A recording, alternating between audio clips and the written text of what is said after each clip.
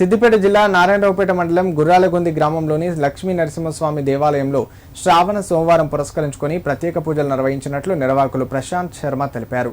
ఈ ప్రాంతమంతా సుభిక్షంగా ఉండాలని స్వామివారిని వేడుకున్నామన్నారు. స్వయంభూవుగా వెలిసిన లక్ష్మీ నరసింహస్వామి కోరిన కోరికలు తీరుస్తారని భక్తుల ప్రగాఢ విశ్వాసం.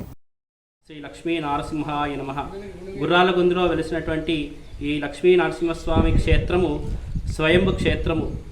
కొన్ని వందల సంవత్సరాల క్రితమే ఆ స్వామి ఇక్కడ స్వయంభుగా వెలిసినాడు ఈ బండకు. సో ప్రతి సంవత్సరము కూడా శ్రావణ మాసమందు ఆ స్వామికి ప్రత్యేకమైనటువంటి పూజలు నిర్వహించడం జరుగుతుంది. ప్రతి శ్రావణ మాసమందు శనివారము మరియు సోమవారము విశేష పూజలు జరుపుతారు. మరియు భక్తులు విశేషంగా వస్తారు. ఈ గుర్రాలగొంది గ్రామ ప్రజలే కాకుండా చుట్టుప్రక్కల నుంచి గ్రామ ప్రజలందరూ కూడా వచ్చి ఆ స్వామికి తమ కోరికలను మొక్కులను చెల్లించుకుంటారు. ఈ యొక్క స్వామికి ఆరోగ్యం బాగాలేని వారు కూడా, అనారోగ్య బాధలతో ఉన్నవారు కూడా, రుణబాధలు ఉన్నవారు కూడా, ఏదైనా సమస్యతో వచ్చిన వారికి ఈ స్వామిని కేవలం దర్శన మాత్రం చేత ఆ స్వామి భక్తులందరినీ కూడా అనుగ్రహిస్తున్నాడు.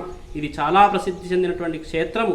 సాక్షాత్తు ఆ యాదగిరి లక్ష్మీ నరసింహస్వామి ఎలాగైతే స్వయంగా వెలిసినాడో అదేవిధంగా ఈ గుర్రాలగొంది ఈ లక్ష్మీ నరసింహస్వామి గుట్టపైన ఆ స్వామి లక్ష్మీ సమేతుడే వెలిసినాడు.